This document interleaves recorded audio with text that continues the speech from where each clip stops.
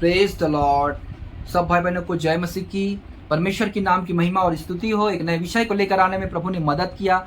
आज का विषय है प्रियो, प्रार्थना ज्यादा पावरफुल किस समय का होता है। हम आज सीखने वाले हैं परमेश्वर के वचन से कि किस समय का प्रार्थना सबसे ज्यादा पावरफुल होता है।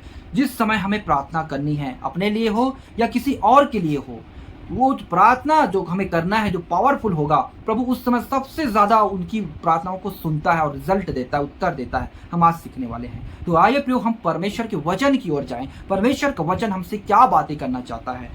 लूका रचित सुसमाचार 6 अध्याय उसका 12 और 13 यहाँ पे इस प्रकार लिखा है। उन दिनों में वह पहाड़ पर प्रार्थना करने गया और परमेश्वर से प्रार्थना करने में सारी रात बिताई। जब दिन हुआ तो उसने अपने चेलों को बुलाकर उनमें से 12 चुन लिए और उनको प्रेरित कहा। यहाँ पे हम प्रभु यीशु मसीह जब प्रार्थना करता था, वो मेरे प्रियो रात के समय में प्रार्थना करता था। यहाँ पे लिखा है सारी रात उन्होंने प्रार्थना किया, हालेलुया, पहाड़ पर। और उसके बाद अपने चेलों का निर्णय लिया। 12 चेलों को क्या किया, जब वो रात में प्रार्थना किया, उसके बाद सुबह अपने चेलों को सेलेक्ट किया। मतलब हमारी समझ नहीं, हमारी बुद्धि नहीं, प्रभु यीशु मसीह क्या चाहा, वो परमेश्वर से रात भर प्रार्थना किया। हम अब हमारे जीवन का डिसीजन कैसे लेते हैं, हम अपने जीवन का मेरे प्रियो कैसे हम उसको करते हैं। कुछ भी काम को, कुछ भी चीज़ों को हम किसी लोगों से पूछते हैं, वो व्यक्ति कैसा है, वो व्यक्ति कैसा है, हमें क्या करना चाहिए, क्या नहीं करना चाहिए। क्या आप ऐसा सोचते हैं, ऐसा करते हैं? आप ऐसा बिल्कुल ना करें। अगर आप परमेश्वर का जन है, परमेश्वर के लोग हैं, तो आप इस रीति से परमेश्वर के वचन के अनुसार, जैसे यीशु मसीह रात भर प्रार्थना करता था, उसके बाद सुबह सेवा करता था, आमीन, और डिसीजन लेता था, वैसे अपने कामों को, अपने पढ़ाई को, कुछ भी चीज को आप रात को प्रार्थना करें। उसके बाद मेरे प्रियो देखना, सुबह आपको एक नया गुड न्यूज मिलेगा, आमीन। प्रभु यीशु मसीह एक बात कहता अपने चेलों को, वो कहता है जागते रहो, जागते रहो। जागने का मतलब क्या है? हालेलुया। प्रार्थना से इसका क्या संबंध है? यहाँ पे लिखा है मरकुस उसके 14 का 37 और 38। फिर वह आया और उन्हें सोते पाकर पतरस से कहा, हे समौन, तू सो रहा है, क्या तू एक घड़ी भी ना जाग सका? जागते और प्रार्थना करते रहो कि तुम परीक्षा में ना पड़ो। आत्मा तो तैयार है पर शरीर दुर्बल है। हालेलुया। यहाँ पे प्रभु यीशु मसीह प्रार्थना करने गया था रात के समय में, और जब वो अपने चेलों को भी कहा होगा तुम भी प्रार्थना करो, वापस आके देखता है तो पतरस गहरी नींद में सो रहा है, और वो कहता है तुम एक घड़ी भी ना जाग सके। मेरे प्रियो, हमें एक एक समय का कीमत को मालूम होना है। एक एक घड़ी हमारे लिए बहुत महत्वपूर्ण है। हालेलुया। और जब वो कहता है कि तुम जागते रहो और प्रार्थना करते रहो, जागने का जो शब्द सबसे ज्यादा कब उपयोग होता है, वो रात के समय में उपयोग होता है। मेरे प्रियो, जागते रहो कौन कहता है? एक कहावत था, जब गांव में ये बोला जाता था कि जागते रहो नहीं तो डाकू आ जाएगा। और अभी जो सेक्रेटरी होते हैं कॉलोनी में, वो लोग सीटी मारते रहते हैं, और उनको शंका हो जाता है कि कोई चोर आने वाला है, तो वो चिल्लाता है जागते रहो, जागते रहो, ऐसे। तो यहाँ पे प्रभु यीशु मसीह कहता है कि जागते रहो कि तुम परीक्षा में ना पड़ो। मतलब हमें प्रार्थना करना है रात को। मेरे प्रियो, मैं आपको कहना चाहता हूँ, आपके परिवार में आप अगर परीक्षा में जा रहे हैं, सुबह आपका परीक्षा है, अगर आपका कोई जन कहीं काम में गया, ऑफिस गया, नौकरी में कहीं भी कुछ काम के लिए गया है और घर में नहीं है, आप रात को उसके लिए प्रार्थना करें। या सुबह उसको निकलना है, आप रात में उसके लिए प्रार्थना करें। उनका दिन सफल होगा, उनका परीक्षा अच्छे से जाएगा। अगर कोई बंधन में हो तो छूट जाएगा। हालेलुया। क्योंकि ये परमेश्वर का वचन है। जब प्रभु परमेश्वर कार्य करता है, वो रात में करता है। प्रभु परमेश्वर मिस्र में वो अपने अद्भुत कार्यों को किया रात में। जब पहलोठों को मारा, आधी रात को मारा। हालेलुया। और जब वो मिस्र से उन लोगों को निकाला, आधी रात को निकाला।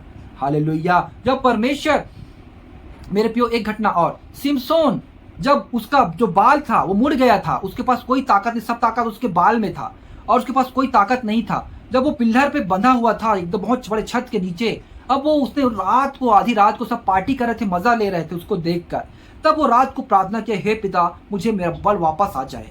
तो प्रभु ने उसकी प्रार्थना को सुनी और उसे बल आया, दोनों पिल्लर को ऐसे गिराया, सारे लोग उसमें ढप के गिर के मर गए। तो रात का जो प्रार्थना होता है बहुत पावरफुल होता है मेरे प्रियो।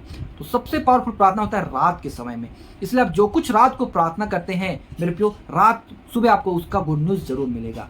और ऐसा ही नहीं, जब पौलुस और सिलास बंदीगृह में थे, वो रात को भजन गा रहे थे, तब कैसे बेड़ियां खुल गई, जंजीरें खुल गई, और वो जो उनका गेट था वो भी खुल गया, और वो जगह था हिल गया। रात के समय में प्रभु अद्भुत काम करता है। और वैसे ही पतरस और यूहन्ना जब बंदीगृह में थे और वहां सरदूत उसका सेवा टहल कर रहा था, तब सरदूत ने उसका बंधन को खोल दिया और गेट खुल कर बाहर निकल गए। और पतरस को ऐसा लगा कि मैं स्वप्न में देख रहा हूं, मैं जा रहा हूं। उसके बाद जब वो घर गया, खटखटाया, तो वो लोग जो प्रार्थना कर रहे थे लौ लगाकर एक जगह रात में इकट्ठे थे, बाहर यहूदियों का डर था, वो एक जगह सब इकट्ठे होकर पतरस और यूहन्ना के लिए प्रार्थना कर रहे थे लौ लगाकर रात के समय में। तब वो खटखटाता, तब वो सोचते हैं कि उसका सरदूत होगा, क्योंकि वो तो बंदीगृह में है, उनको विश्वास नहीं हुआ। लेकिन वो रात के समय प्रार्थना कर रहे थे और उनकी प्रार्थना का उत्तर परमेश्वर पतरस और यूहन्ना को बंदीगृह से छुड़ाकर उनके वहां तक लेकर आया और कहा कि तुम परमेश्वर का वचन को निधड़क सुनाओ, परमेश्वर तुम्हारे साथ है।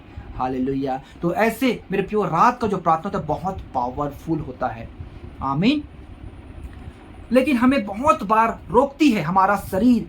प्रभु यीशु मसीह एक बात हमको कहता है कि एक रोकता है हमें प्रार्थना करने के लिए। वो कहता है यहाँ पे लूका 21 उसके 34 और 35 में, इसलिए सावधान रहो, कहीं ऐसा ना हो कि तुम्हारे मन खुमार और मतवालेपन और इस जीवन की चिंताओं से सुस्त हो जाए और वह दिन तुम पर फंदे के समान अचानक आ पड़े, क्योंकि वह सारी पृथ्वी के सब रहने वालों पर इसी प्रकार आ पड़ेगा। इस जीवन की चिंता हमें प्रार्थना करने नहीं देती है। आपके मन में दिन भर काम का टेंशन है, दिन भर मुझे सक्सेस होना है करके टेंशन है।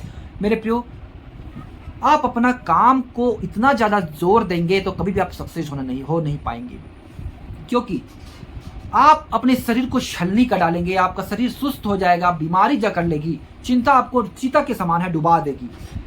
तो प्रभु यीशु मसीह ने इसी पर कहा, ये सारे पृथ्वी के लोगों पर आएगा, क्योंकि आपको मालूम होगा इस देश में, हर एक देश में महंगाई कितनी बढ़ती जा रही है, चीजें सब महंगी होते जा रही है, लेकिन सैलरी नहीं बढ़ती है, रोजगार खत्म होते जा रहे हैं, रोजगार नहीं मिल रहे हैं, तो ये परेशानी बढ़ती ही जाएगी। लेकिन प्रभु यीशु मसीह ने हमसे कहा है, तुम परदेसी की तरह इस जीवन बिताओ। हमें इस संसार में मेरे प्रियो बहुत सारे चीजें चाहिए, उसके लिए हम टेंशन लेते हैं, हमें इकट्ठा करना है, हमको बनाना है यहाँ के लिए, जबकि प्रभु कहा है मैं इसे नाश करने वाला हूँ। और हमारा जीवन इसी जीवन की चिंताओं में लगा हुआ है, जबकि प्रभु यीशु मसीह ने कहा है, चिड़ियों को देखो, न वो बोते हैं, न काटते हैं, न इकट्ठा करते हैं, फिर भी तुम्हारा बाप उनको खिलाता है, तुम इससे कहीं बढ़कर हो। प्रभु ने कहा है तुम चिंता ना करना, क्योंकि तुम्हारा बाप तुम्हें जगत के अंत तक संभाले रहेगा। तुम्हें किसी जवान सियों को तो घटी होगी, लेकिन परमेश्वर के डर रहे को किसी भली वस्तु की घटी नहीं होगी। तो ये चिंता है जो हमारे शरीर को सुस्त करता है, और हम जब बिस्तर पे जाते हैं हम सो जाते हैं। मेरे प्रियो, आप प्रार्थना करें, आप जिस काम को करते हैं ना, उस काम को कम करें, उसके लिए प्रार्थना करें, और उस घड़ी को पहचाने, उस समय की वैल्यू को पहचाने। मेरे प्रियो, आप प्रार्थना करें, प्रभु आपके लिए द्वार को खोलेगा, सुबह आपको गुड न्यूज मिलेगा। हालेलुया। देखो, डॉक्टर के पास आप जाते हैं, आप 600-700 देते हैं, फीस देते हैं, वो अपने जीवन का कितना समय आपको देता है? 5 मिनट, 10 मिनट, बस उसका इतना ले लेता है। वैसे ही मेरे प्रियो, आप अपने समय को कीमती बनाएं। प्रभु आपको चाहे आपको नौकरी अच्छा देना, आपको नौकरी देगा, आपको अपने लिए चुना होगा तो आपके लिए चुनेगा, आपको बिजनेस देना चाहता है प्रभु आपको बिजनेस देगा, लेकिन सही निर्णय परमेश्वर लेगा। यहाँ पे प्रभु यीशु मसीह को 12 चेले को इकट्ठे करने थे, वो किससे पूछा? उनके पास इतनी बुद्धि थी, समझ थी, वो चाहता तो किसी से भी पूछकर, लोगों से पूछ सकता था कि कौन व्यक्ति कैसा है, उसके बाद वो अपने पीछे लगा सकता था। नहीं, वो किसी मांस और लहू से निर्णय नहीं लिया, वो परमेश्वर से रात भर प्रार्थना किया, उसके बाद सुबह अपने चेलों को इकट्ठा किया और अपने लिए 12 चेलों को चुना। आमीन। तो आपके घर में कोई कहीं भी जाते तो आप उसके लिए प्रार्थना करिए, आप अपने लिए प्रार्थना करिए। मेरे पे कोई भी प्रॉब्लम हो, आप रात को प्रार्थना करिए, लेकिन शरीर आपको रोकेगा। हमने यहाँ पे पढ़ा, शरीर क्या करता है? आत्मा के विरोध में काम करता है, आलस करता है। और वैसे ही पतरस लोगों के साथ में हो, जब यीशु मसीह प्रार्थना कर रहे थे तो उसके चेले क्या कर रहे थे? सो रहे थे गहरी नींद में। तब प्रभु यीशु मसीह कहता है, तुम एक घड़ी भी नहीं जाग सके, जागते रहो, प्रार्थना करते रहो कि तुम परीक्षा में ना पड़ो। हालेलुया। हम आगे देखते हैं, इसलिए जागते रहो और हर समय प्रार्थना करते रहो कि तुम इन सब आने वाली घटनाओं से बचने और मनुष्य के पुत्र के सामने खड़े होने के योग्य बनो। हमें परमेश्वर सामने खड़े होने के योग्य बनना है प्रभु यीशु मसीह के सामने। मतलब ऐसा समय आएगा मेरे प्रिय, यीशु मसीह के आने से पहले हमें उसके लिए तैयार होना है। लेकिन हम कहाँ की तैयारी कर रहे हैं? हम इसी पृथ्वी की, मुझे बड़ा घर हो, बड़ा बंगला हो, मेरे पास बड़ी कार, हेलीकॉप्टर, हम यही की तैयारी कर रहे हैं, हम इसी में चिंता में डूबे हुए हैं। हमें इससे बाहर निकलना है। प्रभु इन सबको नाश करने वाला है, हमारे लिए एक बहुमूल्य चीज को रखा है जिसे किसी आंख ने नहीं देखी है। आमीन। आगे, वह दिन को मंदिर में उपदेश करता था और रात को बाहर जाकर जैतून पहाड़ नामक पहाड़ पर रहा करता था, और भोर को तड़के सब लोग उसकी सुनने के लिए मंदिर में उसके पास आया करते थे। हालेलुया। मेरे प्रियो, आप अपने लक्ष्य को पहचाने। परमेश्वर ने आपको किस लिए बनाया है, आपकी आत्मा को किस लिए रचा है। आपका आत्मा परमेश्वर का है, तो परमेश्वर को मालूम है आपके जीवन में सही डिसीजन क्या लेनी है, क्या है। इसलिए आप अपना सबसे ज्यादा समय परमेश्वर के साथ बिताइए, रात की प्रार्थना में बिताइए, और सुबह देखिए आपके जीवन में एक नया गुड न्यूज आएगा। हालेलुया। कितने लोग विश्वास करते हैं। मेरे प्रियो, आप प्रार्थना करें, प्रभु के सामने समय बिताएं, और रात को आप प्रार्थना में बैठे। जरूर नहीं आप रात भर प्रार्थना करें, आप प्रार्थना में बैठे, जितना देर तक आप प्रभु से बात करना चाहते बात करिए। आपको नींद आए आप सो जाए उसी जगह में, कोई दिक्कत नहीं है, लेकिन आप इस शुरुआत जरूर कीजिए। यीशु मसीह सोते नहीं थे। हालेलुया। सोते भी होंगे, लेकिन जहां तक हमने देखा कि रात भर प्रार्थना करते थे। जैतून पहाड़ पर सोने की जगह नहीं है, वो प्रार्थना करते थे। आप प्रार्थना करें, आपको फ्रेशनेस लगे। आप चिंता ना करें कि मैं सोऊंगा तब तो मेरे को कंफर्टेबल लगेगा, नींद पूरा होगा। मेरे प्रियो, आप देखना, जब आप प्रार्थना करते कभी उठते होंगे 4 बजे 5 बजे, आपको बहुत नींद रहती है। जब आप प्रार्थना करते आधा घंटा 1 घंटा, उसके बाद कैसे आपको फ्रेशनेस महसूस होता है। ऐसा फ्रेशनेस नहाने के बाद भी नहीं होता। मैं बहुत बार इस ऐसे फ्रेशनेस को महसूस करता हूँ। हालेलुया। सारी नींद गायब हो जाती है। प्रभु का आत्मा हमारे शरीर की थकावट को दूर कर देता है, नए बल से बलवंत करता है, नए सवेरे को दिखाता है। आमीन। इसलिए मेरे प्रियो, आप अपना समय प्रार्थना में बिताएं, और सबसे ज्यादा आप रात में प्रार्थना करें। दिन में भले कुछ ना करें, लेकिन रात में जरूर आप परमेश्वर से प्रार्थना करें। वही आपके दिन को शुभ करेगा, आपके जीवन में नई नई ऊंचाइयों में आपको लेकर जाएगा, आपको तरक्की देगा, आपको सही लक्ष्य की ओर आगे बढ़ाएगा। आमीन। कितने लोग विश्वास करते हैं। मेरे प्रियो, आप इस चैनल में पहली बार आए हैं, चैनल को लाइक करें, चैनल को सब्सक्राइब करें, और लाइक करें और कमेंट करना ना भूलें, और इसे हर एक भाई बहन तक शेयर कर दो ताकि हर कोई इसे जानने पाए। आमीन।